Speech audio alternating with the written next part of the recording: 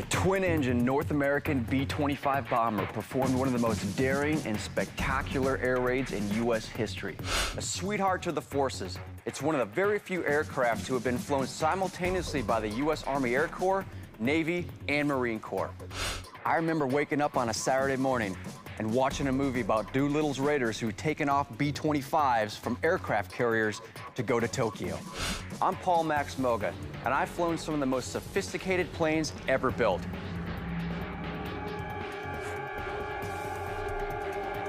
I'm here at the Military Aviation Museum in Virginia Beach, Virginia, home to one of the largest private collections of restored warbirds in the world.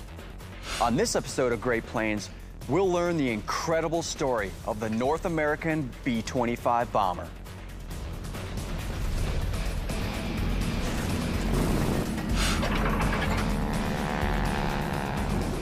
Hi, my name is Don Anklin. I work for the Military Aviation Museum here in Virginia Beach. I'm Chief Test Pilot and Director of Restoration. So Don, you were saying that this plane didn't quite make it to World War II, but what was it, a transport plane? Well, they used it as a trainer at the end of World War II. North American took it back and made it into a trainer, and that's where it served his life until 53 or 54. Nicknamed the B-25 Mitchell, it is the only military aircraft to be named after a specific person, aviation pioneer Billy Mitchell. Regarded in some circles as the father of the U.S. Air Force, Mitchell is one of the most famous figures in aviation history. 1918. Billy Mitchell plans and leads nearly 1,500 Allied aircraft in the air phase of the St. Mihiel offensive during World War I. During the offensive, American expeditionary forces and 48,000 French troops break through the German lines to refortify the city of Metz, France.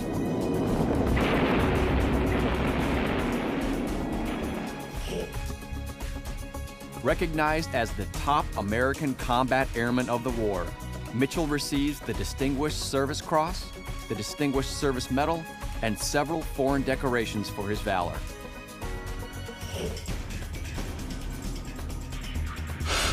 Upon his return to the U.S., Mitchell is appointed Deputy Chief of the Air Service.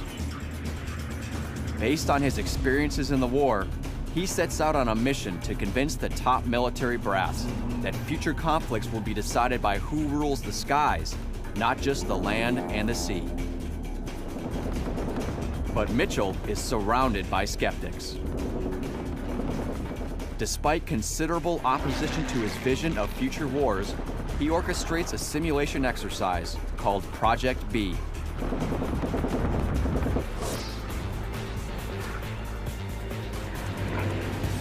Using primitive biplanes, he attacks a captured German battleship by dropping bombs from the sky. The ship quickly sinks, proving Mitchell's point. A new age of air power has begun, but his skeptics are not convinced. Mitchell's stubborn promotion of air power is out of step with the prevailing moods of the time. Pushing his theory too far, Mitchell makes a series of public statements indicating that strategic bombing might reduce or even eliminate the need for ground forces. His vision will eventually cost him his career. While American military planners debate the effectiveness of air power, other nations quickly acknowledge the need and plan accordingly.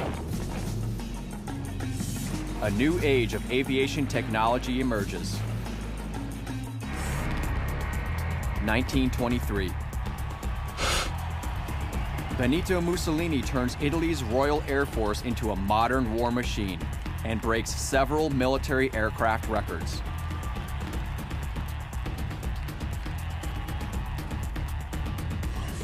By the mid-1930s, Italy sends its bombers into the fray of the Spanish Civil War. Mussolini's support of the Nationalist rebellion increases tensions throughout Europe prior to World War II. The Italians developed the Savoia Marchetti SM-81, a three-engine monoplane with large aerodynamically shaped fixed main undercarriage gear. Large wings having 3 spars and a robust undercarriage can operate from all types of terrain. It's surprisingly fast given the power of its engines and weight. The new plane shows its versatility by serving as a bomber, transport, and reconnaissance plane.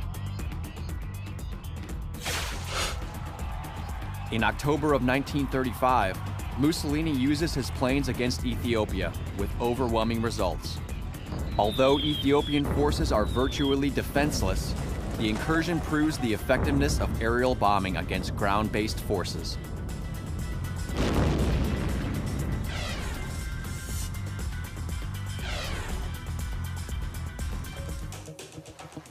This new show of air might convinces the U.S. to start formal aerial combat training in 1936. The aviation technology war rages on. Aircraft manufacturer North American Aviation commits their company to aircraft production and builds a state-of-the-art factory in Los Angeles. The temperate climate of Southern California allows for flying year-round. North American soon gets a reputation for building high-quality planes with sophisticated designs.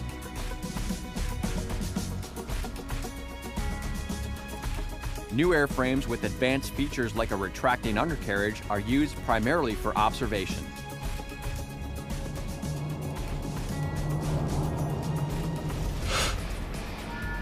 Success follows in the shape of a series of single-engine basic trainers, which are used in a variety of roles by various countries' armed services.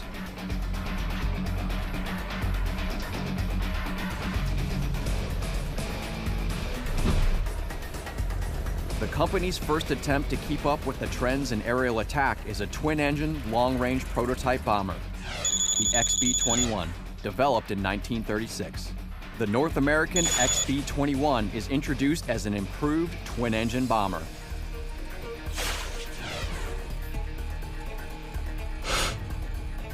Five service test models of the XB-21 are ordered as YB-21s, but the contract is canceled before any aircraft are built. In the 1960s, North American built the Apollo Command Service Module, one of 2 spacecrafts used by astronauts during NASA's Apollo program. In 1935, the Italians re-emphasized the fact that military aircraft can be used for more than just reconnaissance. Their stunning bombing attack of Ethiopia sends shockwaves throughout the Western world. Afraid they are losing ground, the U.S. begins a concentrated push to develop new aircraft and tactics to combat the growing threat from the air. North American Aviation's first attempt at a bomber is the XB-21. The XB-21 features a power nose and ventral turrets, with a single .30 caliber machine gun in each. It is capable of carrying a 10,000-pound bomb load for about 600 miles. The automated gun turrets with rapid-fire capabilities makes the XB-21 highly advanced compared to other planes of the time. By adding defensive firepower, it is believed that armed bombers won't need fighter escorts. A competitor, Douglas Aircraft, produces the B-18A, a comparable bomber at a much cheaper rate, and beats North American out of the contract. But the venture shows military decision makers that North American has the chops to compete in the aerial warfare arena. Undaunted by the failure of the XB-21, engineers at North American Aviation developed the NA-40.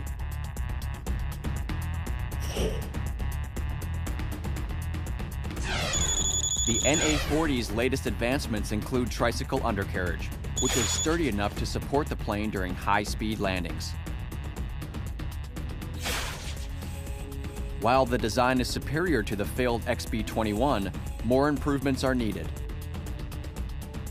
Tests show the NA-40 experiences severe tail shaking as its speed increases, and temperature levels on oil and cylinder heads are erratic. And time is running out for American aircraft designers.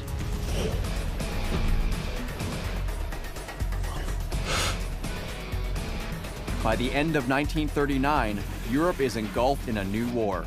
the German Luftwaffe is poignantly demonstrating the overriding importance of air power.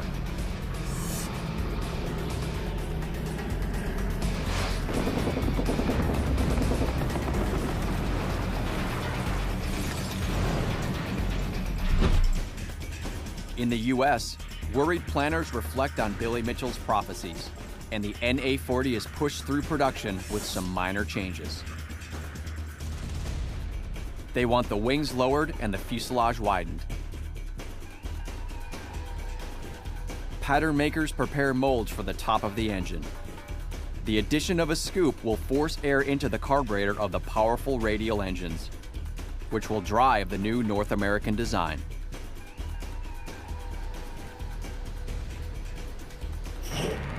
Inside the factory, molten metal is poured as production of parts for the bomber commences in earnest. At the main fabrication shop, workers begin to assemble the fuselage on a jig, and slowly the plane's form starts to take shape.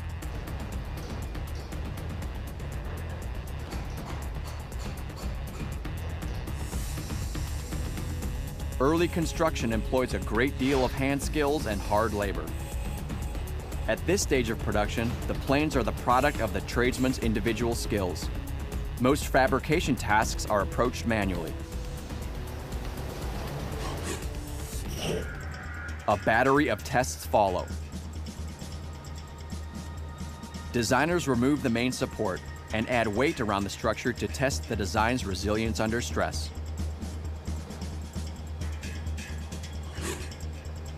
Thousands of pounds of lead ingots are fixed around, hung from, and placed within the aluminum frame to identify any weaknesses that may endanger the aircraft under combat stress.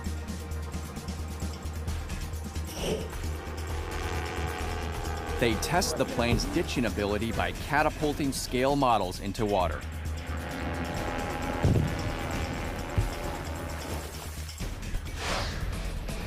A flurry of activity surrounds the emergence of the new medium bomber, now officially dedicated and given its name, the North American B-25 Mitchell. The B-25 comes equipped with two Wright Cyclone air-cooled piston engines that deliver 1,700 horsepower each. These enable the Mitchell to reach a maximum speed of 272 miles per hour and gives it a climb rate of more than 1,600 feet per minute.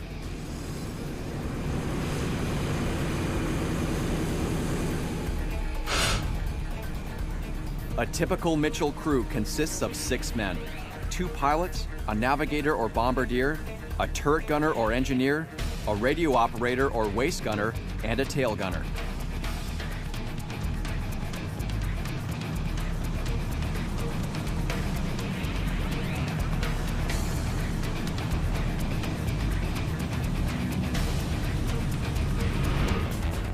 Colonel William C. Billy Mitchell was court-martialed for insubordination in 1925 as a result of his outspoken views on the future of air power.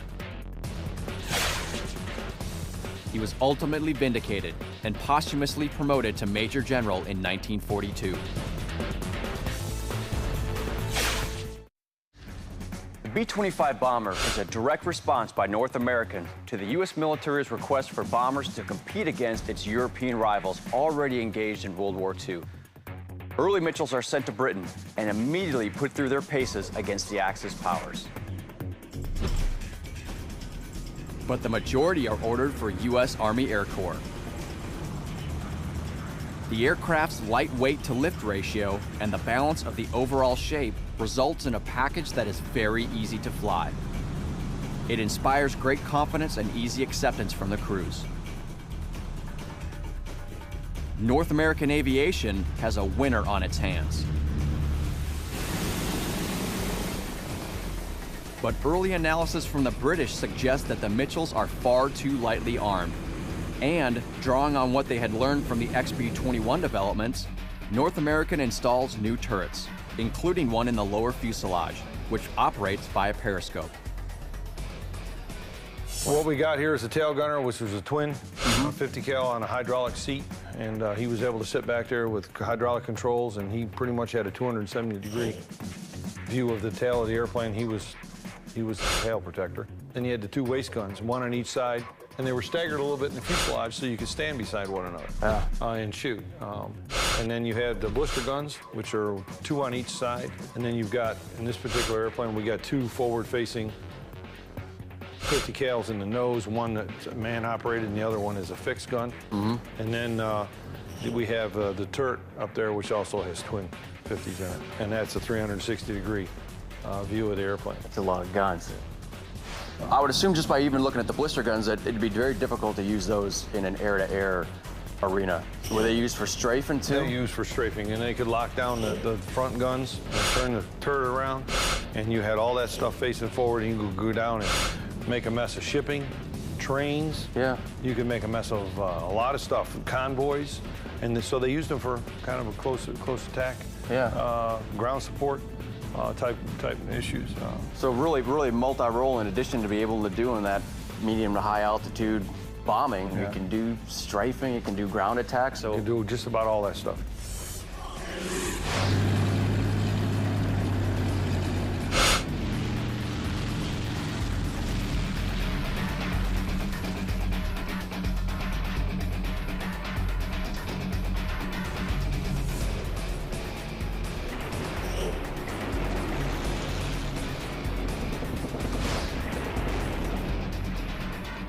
On December 7th, 1941, Japanese carrier forces launch a surprise attack on Pearl Harbor. America is at war. It will take almost 6 months before the United States military will have its own carrier-based bomber force, made up of entirely newly modified B-25 Mitchells.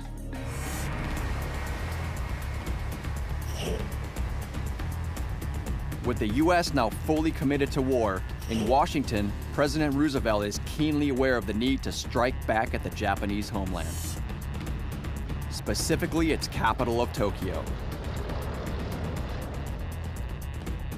But because Japan is an island nation, officials believe that effective U.S. retaliation can only be achieved by medium bombers launched from a carrier deck. The raid has little chance of inflicting serious damage on the Japanese homeland, but its psychological impact is critical as the U.S. prepares for all-out war with Japan. The concept comes from a Navy submariner who saw twin-engine bombers being launched from a runway painted in the outline of a carrier deck in Norfolk, Virginia. But war planners must find the right plane for the job. They consider several designs, but none can meet the requirements. A cruising range of 2,400 miles and the ability to carry a 2,000-pound bomb load.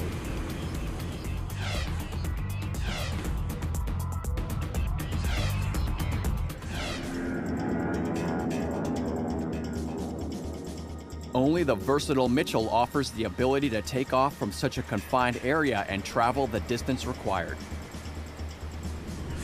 Early tests with B-25s indicate that it can be launched from a carrier, hit military targets in Japan, and fly on to land in China.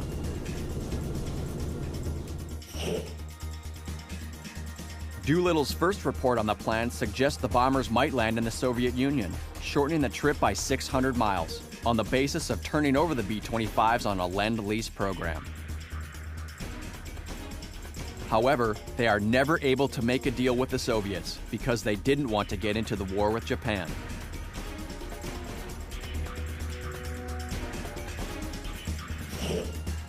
The biggest challenge is launching the large bomber from the short deck of a carrier. For months, a hand-picked team of volunteer pilots are trained in short takeoffs from land bases. The B-25 is pushed to the limit. Just standing around the B-25, it kind of gives you, it gives you chills to think about what this plane did back in World War II, specifically when you think about that famous, Doolittle raid. Where these guys, tell me a little bit about what you know about the Doolittle raid. This thing took off from a carrier. And it's, it wasn't ever designed to be a carrier airplane. It was designed to be a medium bomber. And what they've done, what they did with this airplane throughout its history is unbelievable. But where it's made its real big claim to fame was the Doolittle raid. They took a B-25B, which is the earlier version of this particular airplane. And Jimmy Doolittle said, I know I can do this. He presented it to the President of the United States. He said, okay.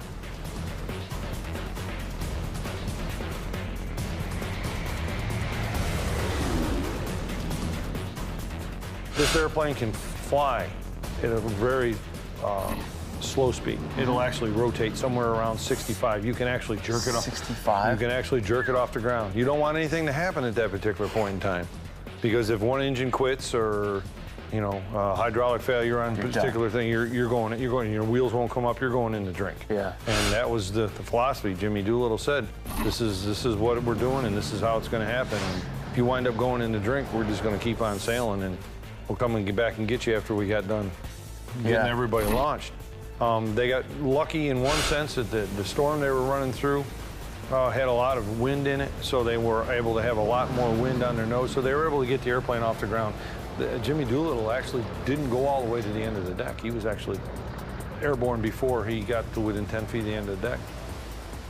The last guy was a cakewalk. But by the time the planes and crews embark on the aircraft carrier Hornet, there is confidence that the job can be successfully carried out.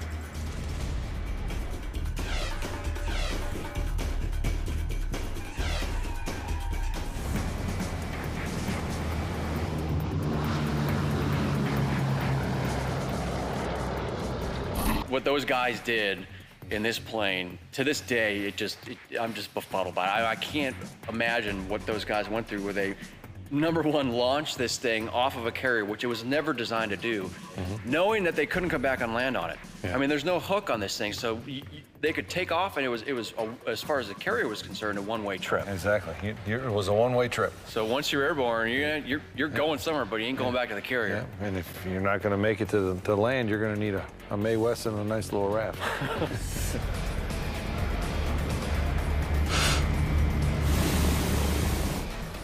On April 18, 1942, the Carrier Task Force carefully approaches Japan, commanded by Vice Admiral William Halsey.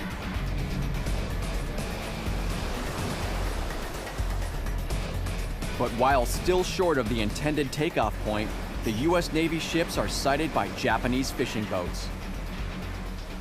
The Japanese fishermen radio the Japanese Navy before the U.S. can sink them.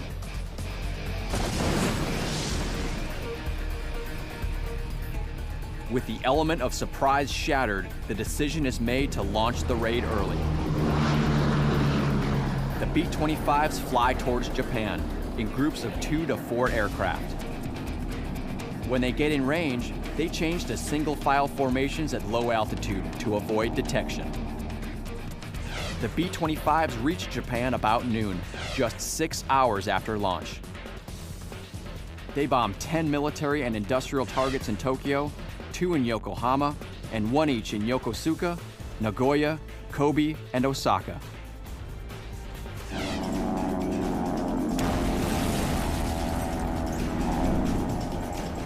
Some B-25s encounter light anti-aircraft fire and a few enemy fighters, but there is little opposition, and no bombers are shot down. 15 of the 16 aircraft then proceed southwest along the southern coast of Japan and across the East China Sea towards eastern China. Even though the raid itself was a victory, all of the planes are lost, ditching into the sea or crash landing. The attack on Tokyo cost several American lives. But the raid has 3 important effects. It shows the Japanese that their homeland is not invulnerable to attack. It forces Japan to tie up a considerable percentage of its military power in defense of its home shores. It provides a huge boost to U.S. morale. When asked where the planes came from, President Roosevelt replied, "Shangri-La." The raid displays the enormous courage of the crews that participated. And Doolittle, the leader of the raid in every sense of the word, is given the Congressional Medal of Honor by General Hap Arnold, Chief of Staff for the Air Force. General Arnold visits the North American Aviation Plant in Los Angeles, looks over the factory, and discusses the delivery of more B-25s. In fact, General Arnold was so impressed with the B-25 that he had his own, emblazoned with a badge on its side, identifying his rank and position. It is maintained as a transport to carry the general and his staff to various parts of the country at high speed. The mission's success makes production of the B-25 a matter of maximum priority. But like many coastal aircraft plants, the North American factory at Inglewood, California is considered a prime target for enemy assault. So elaborate camouflage is employed to hide the production lines.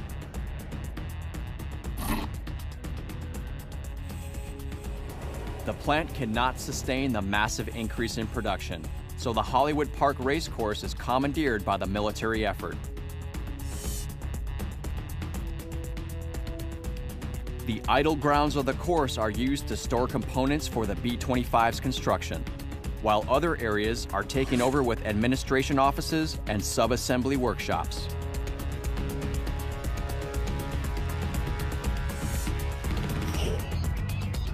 Inglewood remains North American Aviation's main plant, rapidly becoming more automated as mass production techniques take over from the initial small-scale production.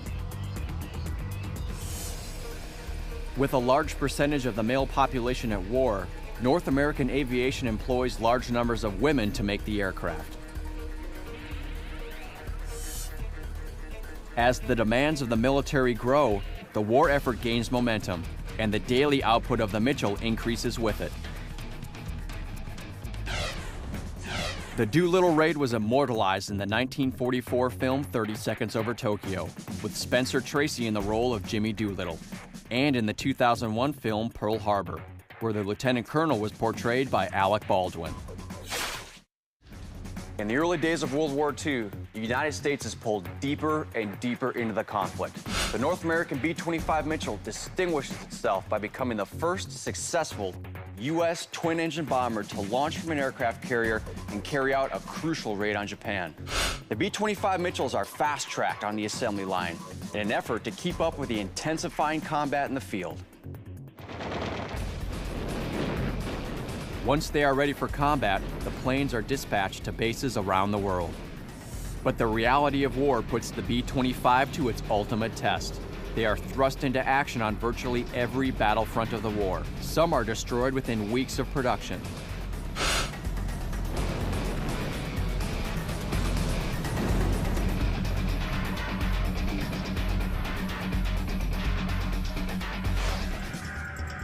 The B-25s are used in North Africa to combat Axis powers in various areas during the North African campaign.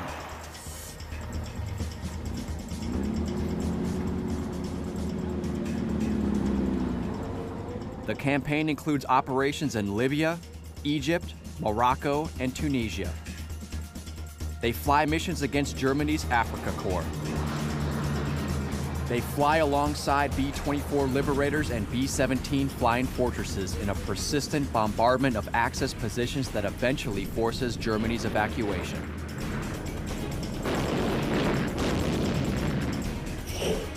The medium-range, low-level missions require the bomber to run the gauntlet of enemy anti-aircraft fire without deviating from its course, so the bomb aimers can hit their targets.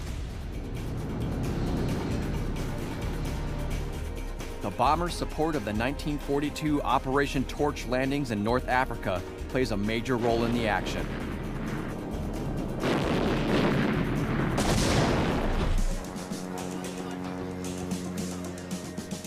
These are dangerous missions, and the cost to both men and machine is high. Mechanics work tirelessly to keep damaged B-25s flying.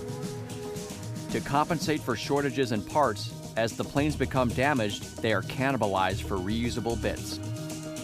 Many times, two useless planes are grafted together to make a single airworthy B-25. The resulting aircraft serves as a testament to the effectiveness of the design and the creative ingenuity of the engineers on the bases.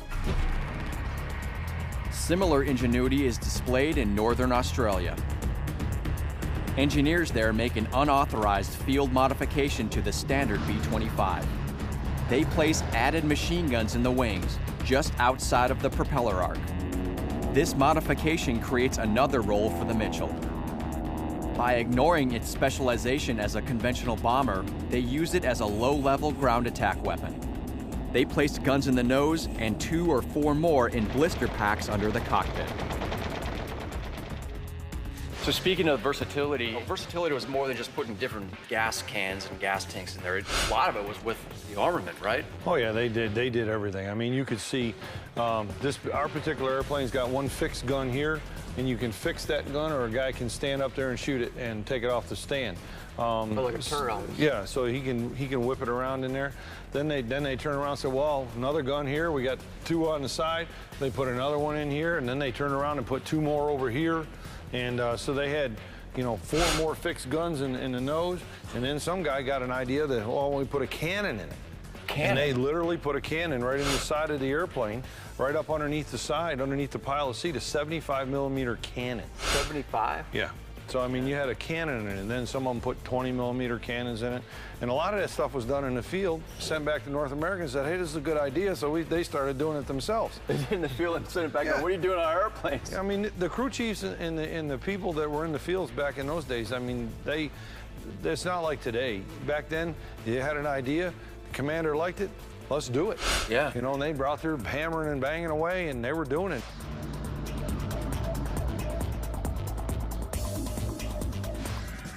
News of the success of these early flight modifications quickly gets back to engineers at the North American plant in Inglewood, California. At first, experiments are made with 2 additional .50 caliber machine guns located on the outside of the fuselage beside the pilot. The plane immediately gains in firepower.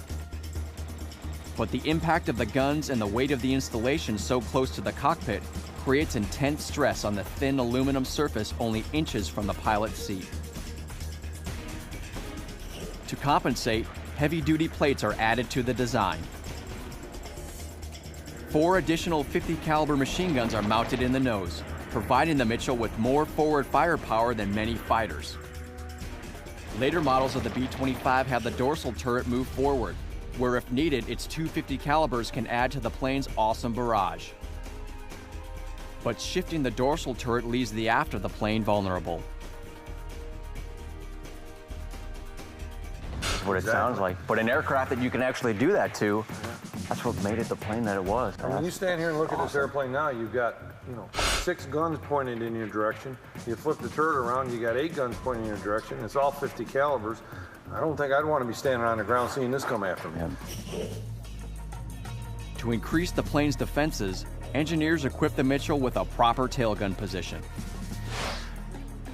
Side protection is covered by single .50 calibers. To increase firepower, a single fixed cannon firing a 75mm projectile is T-mounted directly below the pilot's seat, with a highly effective damper to absorb the recoil of the gun. The radio operator is given the task of reloading the cannon, 1 shell at a time, with the 14 rounds that are carried. Some aircrews claim that the impact of firing the gun is strong enough to stop the plane for a brief second in flight.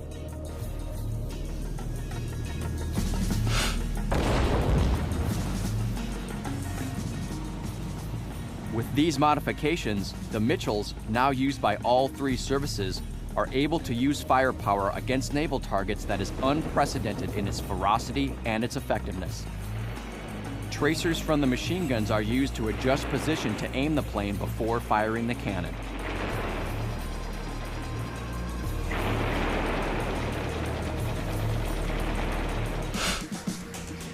The solid-nose Mitchells are so successful that the manufacturer's options continue in development, including individual kits that employ 8 .50 calibers in a completely self-contained package. Individual commanders find themselves with manufacturer-provided options that let them tailor their armaments.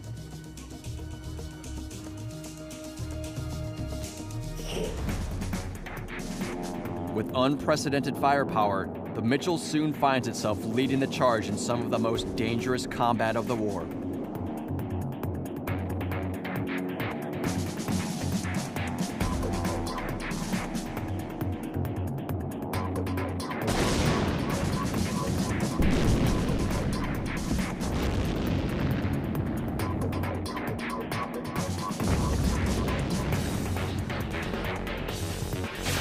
The The North American B-25 measured 52.92 feet long and 15.75 feet high, with a wingspan of 67.55 feet.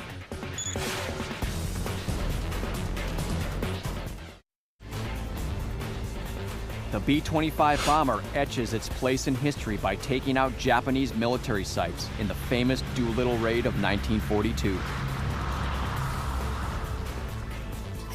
You know, Don, something that I think some people might not know about the B-25 was the fact that it was used by different services. It wasn't just purely an Army Air Corps asset. Yeah, exactly. No, the Marines used it and the Navy used it. I believe they called them PBJs. And they were basically the same airplane, they just painted them blue with white bottoms. Yeah. It's pretty much the same airplane. They had the versatility, so they could do just about anything that was called upon to do, basically. Yeah, I mean, anywhere from that medium altitude, medium range strike to the lower altitude strafing, which really speaks to the, like you said, the versatility of this airframe, you know, given the day that it was designed in. Mitchells, in use by all three services, unleash attacks unprecedented in their ferocity and effectiveness. By adding various armaments and offering options for different military needs and theaters, the B-25 evolves into a low-range attacking weapon. The South Pacific becomes an ideal environment to debut this added forward firepower. The Japanese island strongholds don't need the saturating attention of heavy bombers like the industrialized centers of Europe. They require a more precise bomber, and the low-flying capabilities of the B-25 provide the perfect tool. Mitchell crews patrol the Pacific Islands, either on planned strikes or simply looking for targets of opportunity. The bomber sweeps in on its targets at treetop height and accurately hits them. But the low-level flying has a cost. It makes an easy target for anti-aircraft artillery.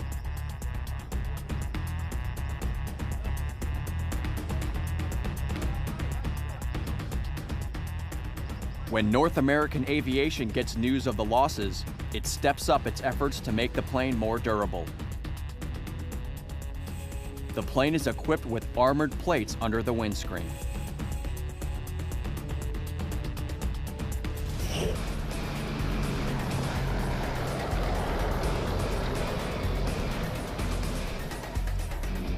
Some naval Mitchells are equipped to handle a single torpedo, which is mounted below the bomb bay, so that the doors cannot be fully closed with it in position. Only after the release of the weapon can the fuselage be sealed.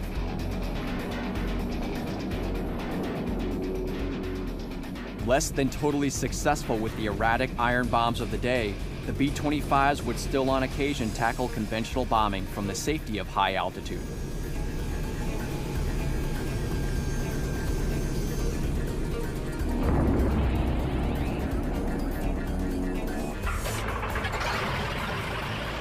As the war in the Pacific rages on, the Mitchell's service continues. Wary and war-torn, Mitchells make their way through mission after mission. During raids, the Mitchell is not as big or as fast as its counterpart, the B-26, but it is more liked by its crews.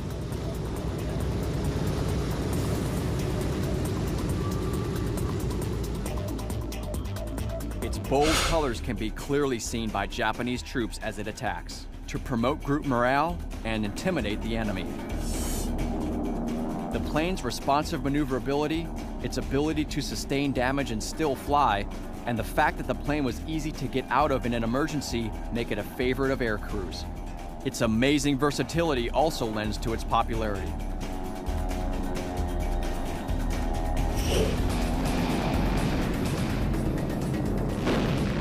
The addition of parachute bombs, with their slow descent, give the low-flying Mitchell time to escape their impact.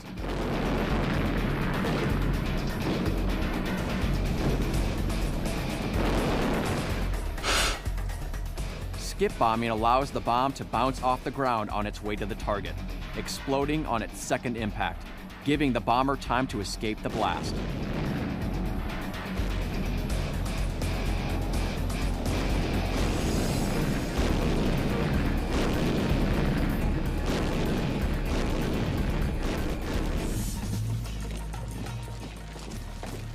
advancing U.S. troops see the results of these raids in the form of wrecked Japanese aircraft.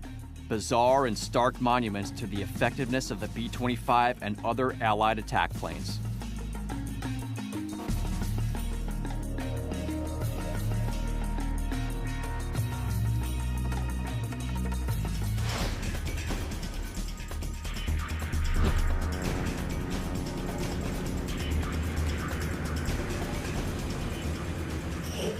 The Mitchell, even though evolved steadily from the original role, is still very much the same plane as originally submitted to the Defense Department before the U.S. involvement in the war.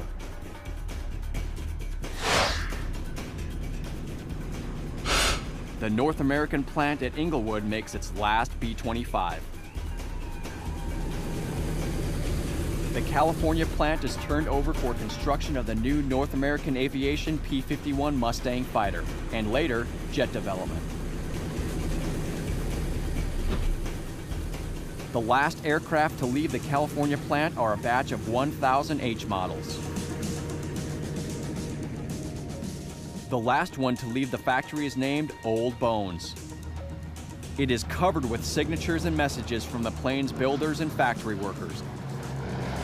It is deployed to action through India and sees service with exactly the same appearance as when it left the plant.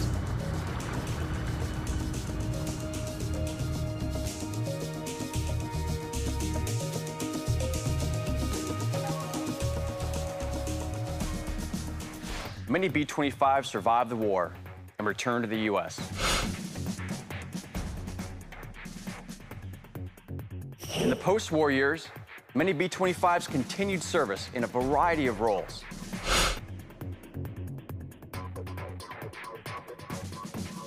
In most cases, the plane's immense firepower was removed, but the planes remained useful, many serving as trainers, transport, and communications vehicles. Surplus missiles were often used as private planes and refitted as executive transports. The Mitchell had been produced in greater numbers than any other Allied twin-engine bomber, and it saw service in more theaters and in the arsenals of more countries than any of its counterparts. Even today, the few still in the air remain a joy to fly, responsive, calm, and forgiving. It's no wonder that it earned itself the title Sweetheart of the Forces.